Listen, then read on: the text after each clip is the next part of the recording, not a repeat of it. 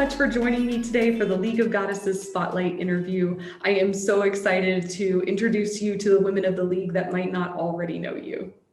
Thanks for having me today, Alicia. Of course. Okay, so I know that you know how this goes. The first few questions are just going to be rapid fire, and then as we progress, they'll get a little bit more intimate.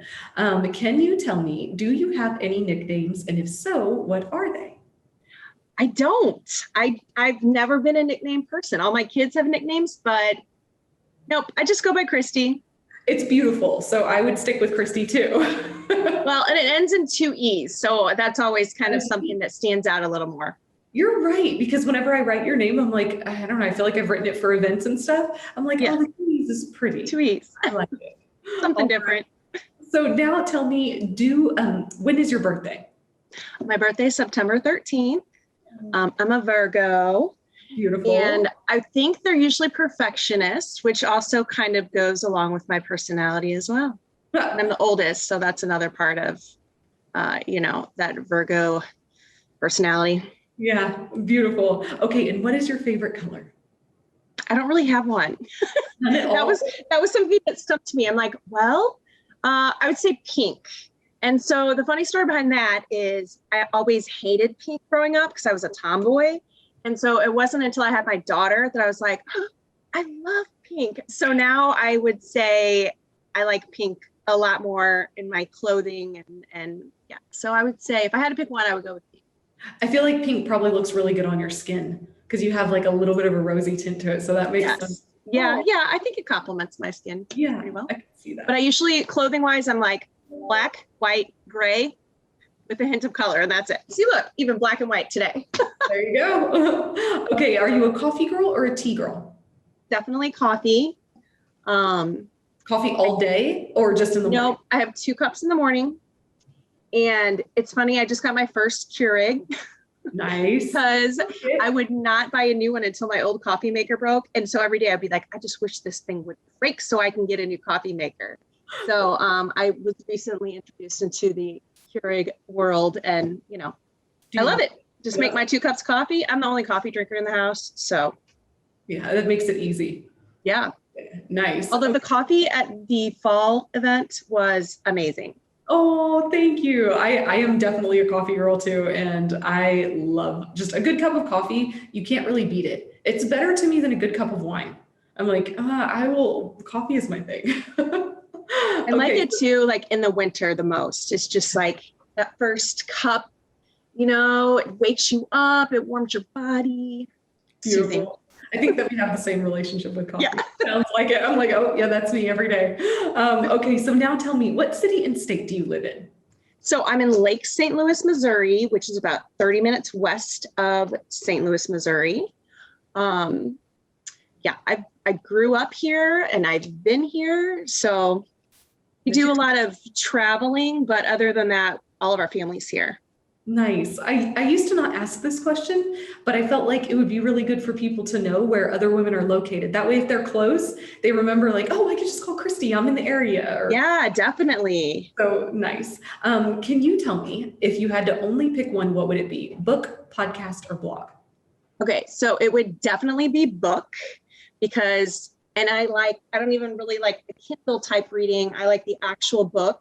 Because the way I learn and remember things is I kind of know where it's at in the book.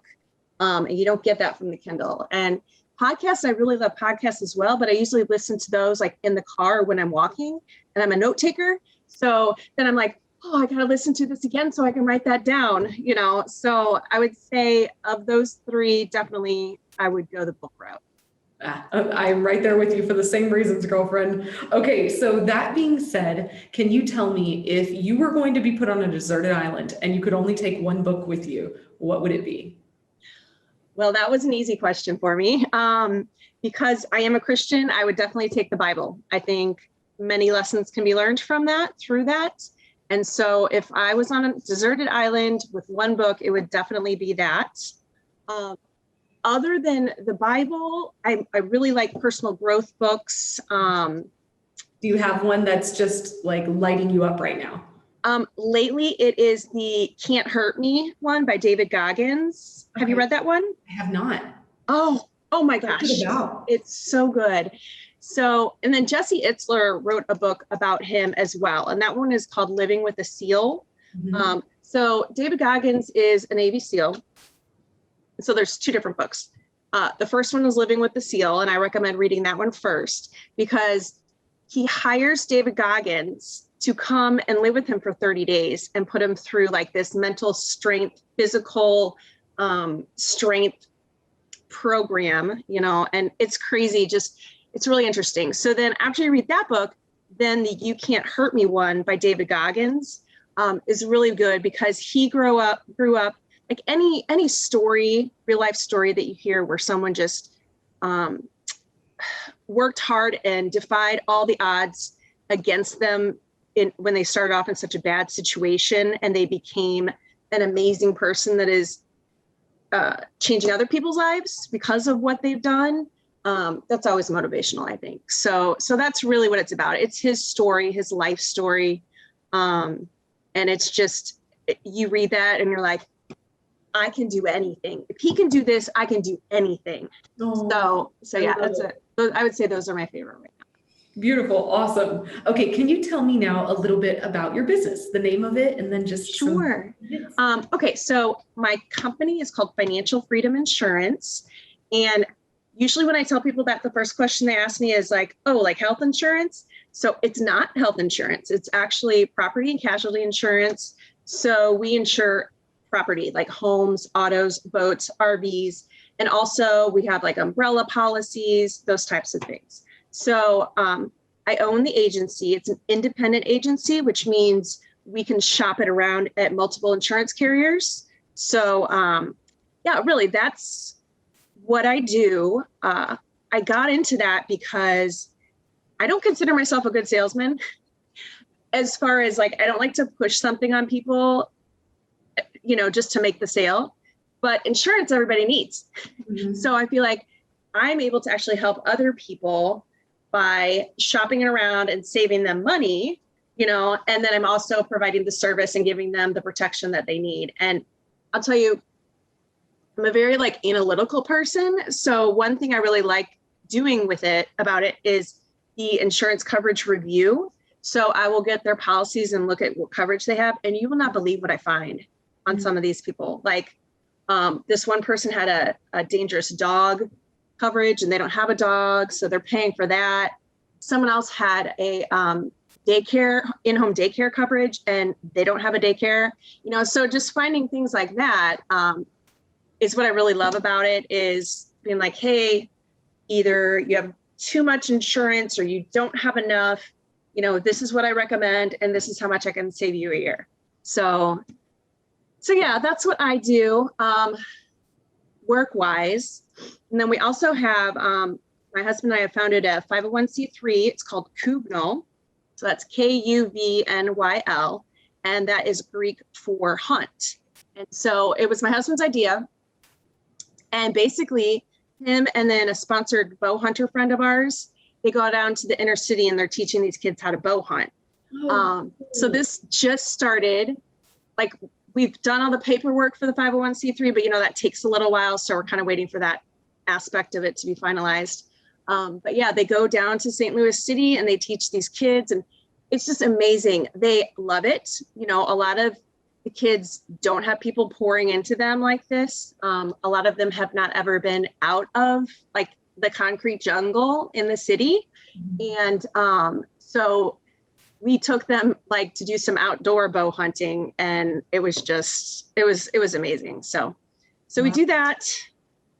Nice. And some other things. I run the youth ministry at my church, you know, in all the spare time that I have. Homeschool the kids. I feel you. Okay, so now can you tell me, Christee, what is your bliss?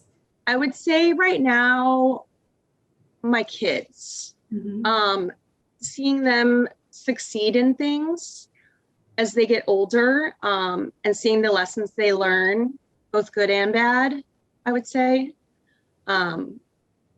But I also get really excited to call someone and be like, hey, I can save you $4,000 a year on your insurance. Like that makes me super excited too. So yeah, that would be my work bliss. Yeah. And then my personal bliss would be, you know, just seeing that my kids grow, and my second oldest just turned 21 yesterday. And she's just she's a good kid, you know, and I feel like definitely wasn't all me or my husband, but you know, that brings me such joy to see them better than I was at that age, you know. Oh, that's so sweet. I love it. Okay, can you tell me, why did you join the League of Goddesses? So I was part of Arte, and I had met you and Charles. You guys had the St. Louis one where you had a few people come into your room. Do you remember that? I'm sure you do. And so I was in there, and so that's kind of how I got to know you at first. And so when I heard about the League of Goddesses, I think women in general, like I really love working with women. I prefer it, honestly, for a couple reasons. One is in the insurance industry, it's mostly men. So that's one of the reasons why I like to work with women. But the reason I wanted to get involved with League of Goddesses was because it's women, I think, that have similar mindsets, you know, like of wanting to help each other. You know, it's hard with women because sometimes there's a lot of cattiness, you know, and I haven't found that at all with League of Goddesses. And so we get to a point, I feel like I'm pretty driven in many things, but there's not a lot of women that I know that are like that. And so you start to feel like, not that something's wrong with you, and not that you feel alone, but you feel like, you know, people don't understand, I would say. So with League of Goddesses, I think it's a similar mindset, similar driven people that want to help each other. And so, yeah, that's what I really love about it. And that's why I wanted to be involved with it.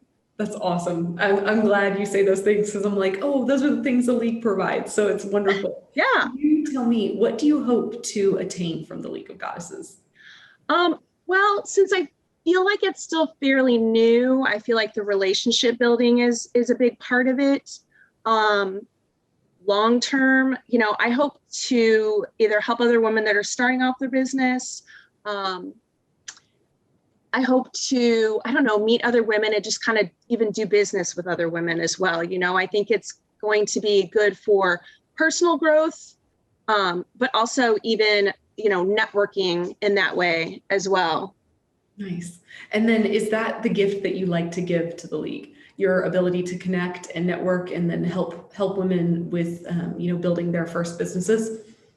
I think really I enjoy doing that, yes. But I think one of my strengths that I could bring to the group is also, since I homeschool and I have older children, you know, my two olders are 21 and 23, and my two younger ones are 10 and 12.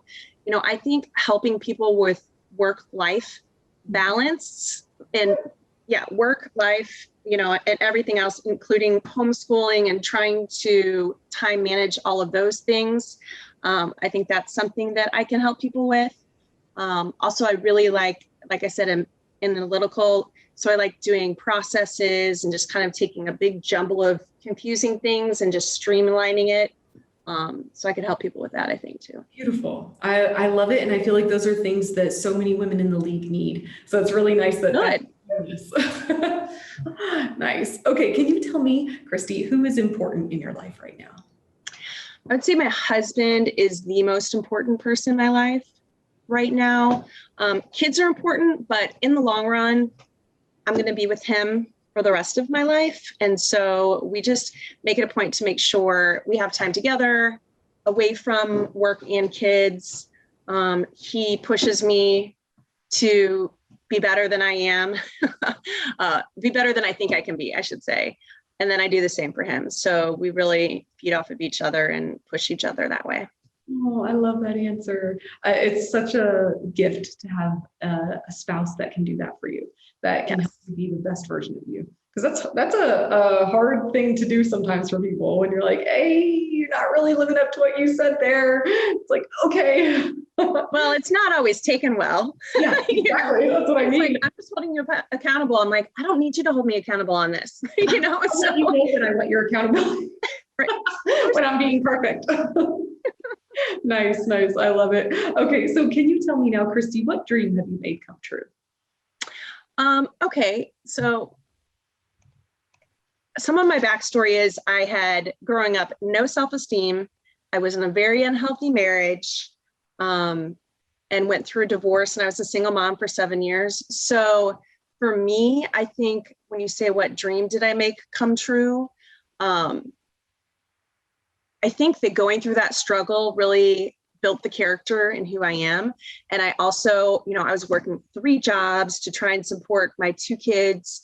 And I knew that I wasn't going to mess up in picking my future spouse if there was one. And I didn't. I didn't settle, and I found Matt, and I feel like that sounds so cheesy for me to be like, he's my dream come true. But really, it's our relationship, our marriage isn't perfect, but it's more than I ever dreamed a healthy marriage could be. Mm-hmm. So I feel like, I worked my butt off and helped make that happen because of it. Yeah, that is awesome and not cheesy at all. I think it's beautiful. I'm like, oh, it's beautiful. It makes me happy when women have partners that they adore. It's beautiful. So can you tell me, what does your heart desire most at this time? I would say sustainable life balance. Like, I'm really good with work and life balance, but I want it to continue. I don't, I really have to compartmentalize a lot of things so that one thing doesn't take over other areas of my life. So I think my heart, that's something that's really important for my heart. Mm-hmm. And then what else? Definitely, we have some things in the works for an acquisition. And I think that if that all works out, growth and success will come from that as well. And so, those are a couple of things that my heart is yearning for.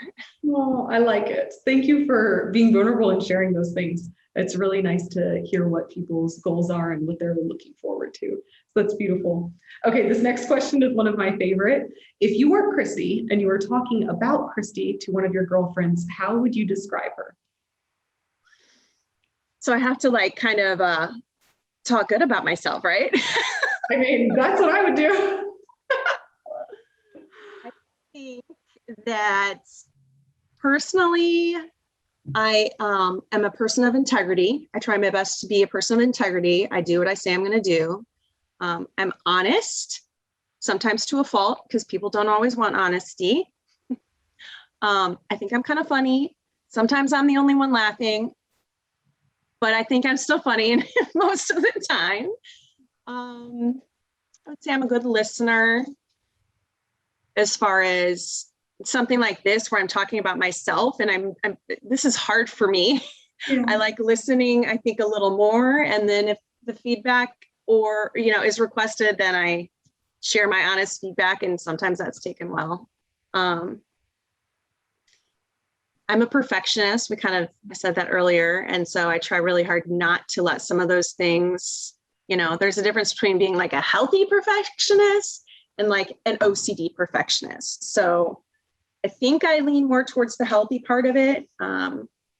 But some people would definitely say that about me. Yeah. I feel like you live to excellence.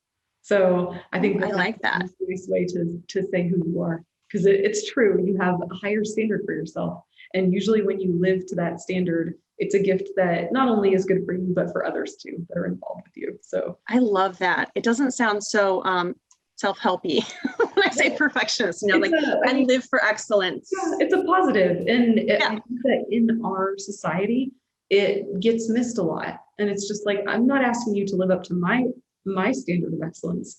I'm asking you what your standard of excellence is. And so your standard of excellence just sounds that you feel it's high. And I think that's a great thing. So great.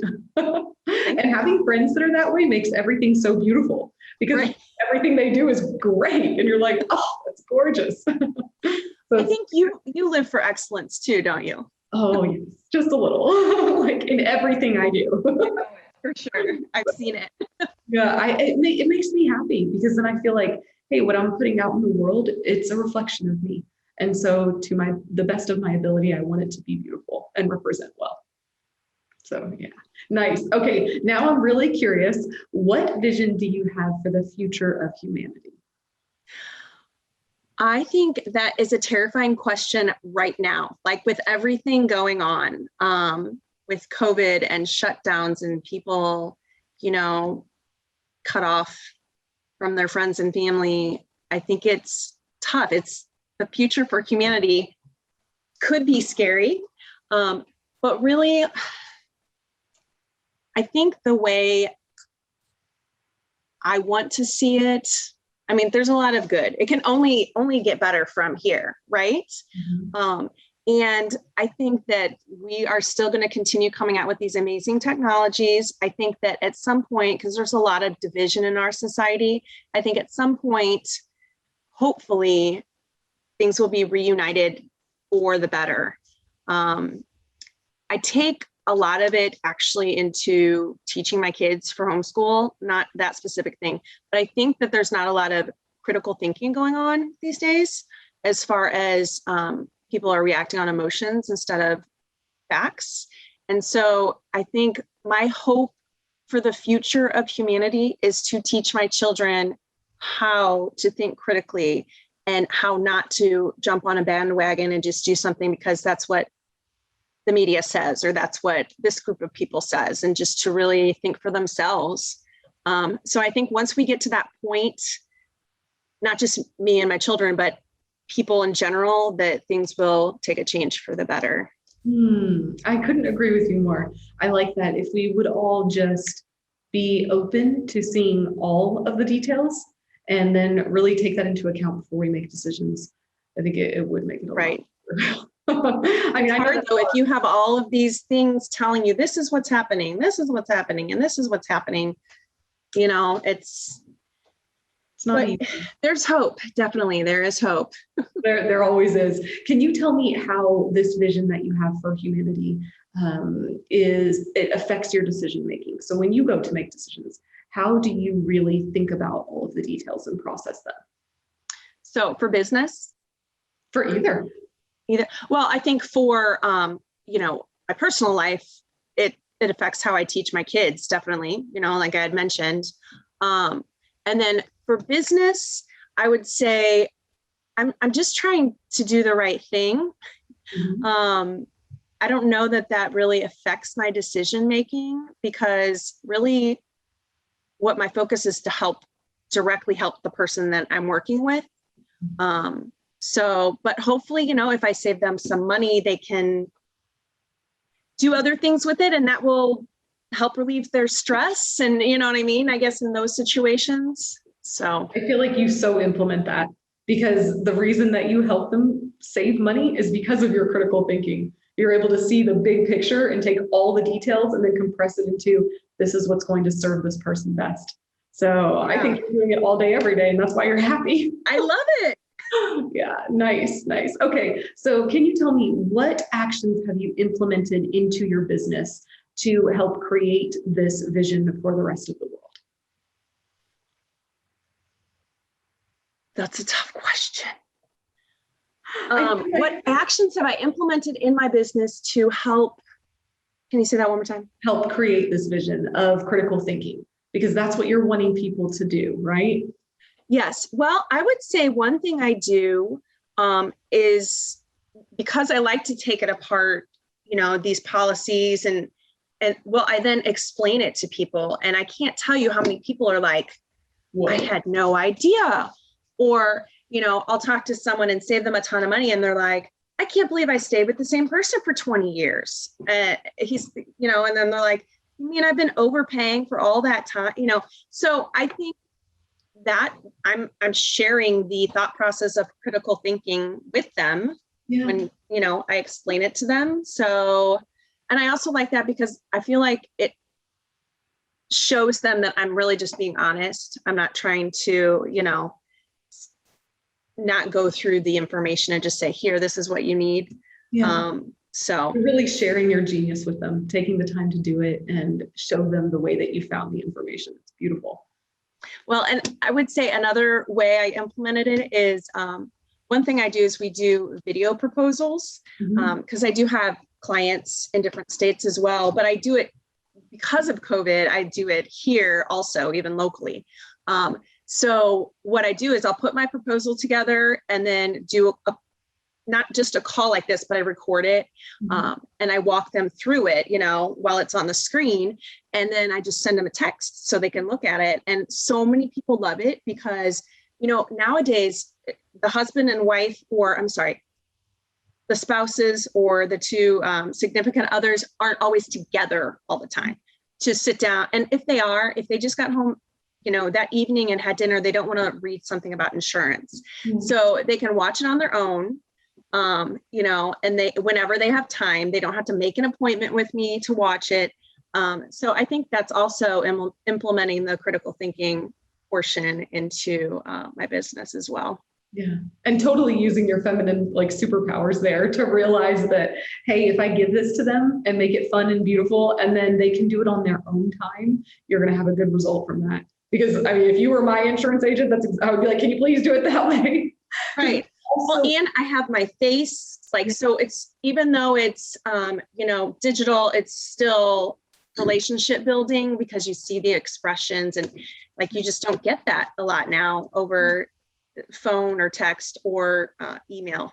I love it. I love it. Yeah, that is phenomenal, girl. Okay, so we're at our last question, and this one's always really fun for me. If you could share one piece of advice that has been given to you that really just broadened your horizons or changed your perspective, what would it be?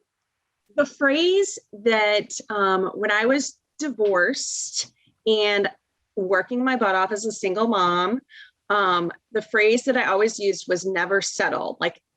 It's what I always told myself in many ways. When I'm going on a date with someone, I went on a lot of first dates where 10 minutes into that dinner, I'm like, oh, it's not going to work, because I wasn't going to settle for anything less than exactly what I wanted.